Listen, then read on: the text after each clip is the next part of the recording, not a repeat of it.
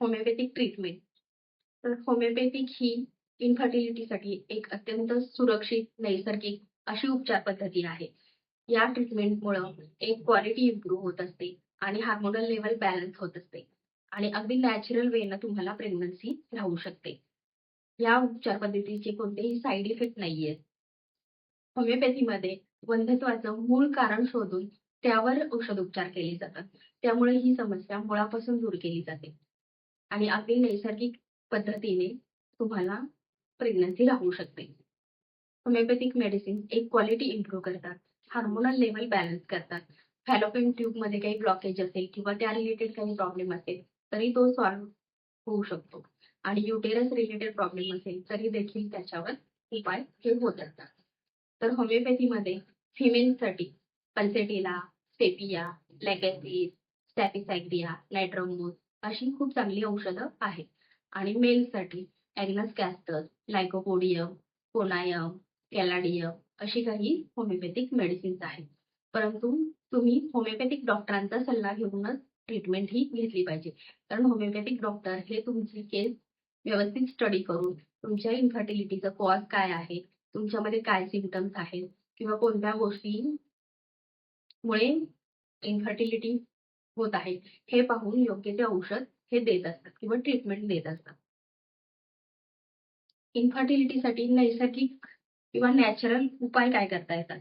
तर सर्वात पहिलं योग्य आहार घेणं. तर योग्य आहारमध्ये कोणकोणत्या गोष्टी आहारामध्ये समाविष्ट केल्या पाहिजेत? तर फॉलिक ॲसिड, झिंक, सेलेनियम आणि मॅग्नेशियम हे जे मिनरल्स आहेत, हे यांचा आहारात समावेश करणं खूप महत्त्वाचं असतं. कारण फर्टिलिटीमध्ये या मिनरल्सचा रोल हा खूप इम्पॉर्टंट आहे. तर फॉलिक ॲसिड काय करतं? तर तुमची एग क्वालिटी इम्प्रूव्ह करतं किंवा स्पर्ममध्ये देखील स्पर्म क्वालिटी, स्पर्म क्वांटिटी याच्यामध्ये खूप चांगला रोल आहे. तर फॉलिक ॲसिड हे तुमचं DNA डॅमेज देखील प्रिव्हेंट करत असतं. त्यानंतर सेलेनियम देखील एग आणि स्पर्म क्वालिटी इम्प्रूव्ह करत असतं.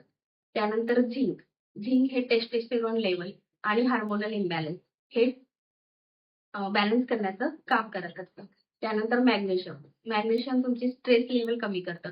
शरीरामधलं कॉर्टिसॉल लेव्हल आहे ती प्रिव्हेंट करतं आणि इझी फर्टिलिटी होण्यासाठी मदत करतं.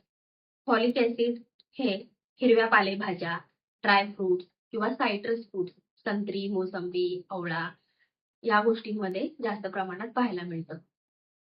सेलेनियम हे मासे, अंडी, चिकन, होल ग्रेन्स याच्यामध्ये भरपूर प्रमाणात असतं. मॅग्नेशियम हे बदाम, डाळी, ड्रायफ्रुट्स, केळी यांच्यामध्ये मुबलक प्रमाणात पाहायला मिळतं. झिंक हे देखील अंडी, बदाम, मासे किंवा होल ग्रेन्स यांच्यामध्ये पाहायला मिळतं. प्रोटीनयुक्त आहार देखील घेतला पाहिजे. तर प्रोटीनसाठी डाळी, कडधान्ये, मोड आलेली कडधान्ये, अंडी, मासे, दुधाचे पदार्थ, पनीर, चीज या गोष्टींचा आहारात समावेश करा किंवा नट्स, ड्रायफ्रुट्स याच्यामध्ये देखील प्रोटीन भरपूर प्रमाणात उपलब्ध असतं. त्यानंतर भरपूर पाणी पिलं पाहिजे. 2 ते 3 लिटर पाणी हे आवश्यक असतं. त्यानंतर पुरेशी झोप झाली पाहिजे.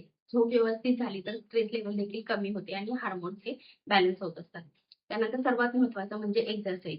एक्सरसाइज केला तर हार्मोन लेव्हल बॅलन्स होतात आणि वजन, ओबेसिटी जे असतं ते देखील कमी होत असतं.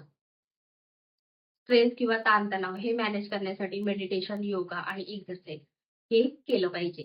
एक्सरसाइजमध्ये योगा किंवा वॉकिंग, रनिंग, सायकलिंग, स्विमिंग या गोष्टी करू शकतात. आणि अजून महत्त्वाचं म्हणजे ओव्ह्युलेशन पिरियडमध्ये प्रेग्नन्सीसाठी प्रयत्न करणं हे खूप इम्पॉर्टंट असतं. मग हा ओव्ह्युलेशन पिरियड कधी असतो? तर मासिक पाळी येते त्याच्या 6व्या दिवसापासून पुढे 10 ते 12 दिवस हा ओव्ह्युलेशन पिरियड असतो. या दरम्यान जर तुम्ही नियमित व्यवस्थित शारीरिक संबंध ठेवले तर प्रेग्नन्सी ही राहू शकते. होमिओपॅथिक उपचार, योग्य आहार आणि लाईफस्टाईल मॉडिफिकेशन यामुळे तुम्हाला नॅचरली प्रेग्नन्सी ही राहू शकते. परंतु डॉक्टरांचा सल्ला घेऊन व्यवस्थित ट्रीटमेंट घेणं हे खूप आवश्यक आहे. तुम्हाला होमिओपॅथिक ट्रीटमेंट घ्यायची असेल तर सरिता स्पंदन होमिओपॅथिक क्लिनिक इथे कॉन्टॅक्ट करू शकता. डिटेल्स डिस्क्रिप्शन बॉक्समध्ये दिलेले आहेत. व्हिडिओ आवडला असेल तर लाईक आणि शेअर करा आणि असेच हेल्थ व्हिडिओ पाहण्यासाठी चॅनलला नक्की सबस्क्राईब करा. अजूनही भरपूर प्रेग्नन्सी रिलेटेड व्हिडिओज हे येणार आहेत. तर बेल आयकॉन प्रेस करायला विसरू नका. थँक्यू.